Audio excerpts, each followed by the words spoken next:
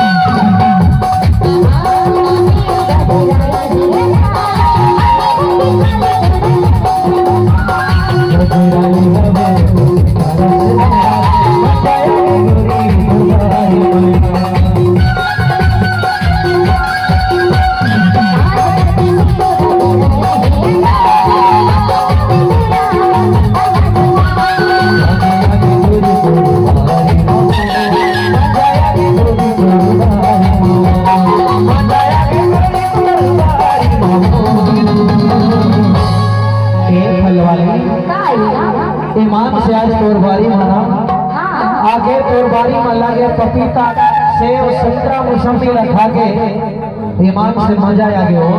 अरे तोरबारी में सब कुछ चीज के फल लगे भैया। हाँ अब तो रोज आऊँ मैं तोरबारी में हो। ले चल आ जा बक्का अच्छा सुना बताओ ये लगे जियाना कहूँ दो चार पैसे मिल रहे ले चल जा सुना वो का है बोला कहा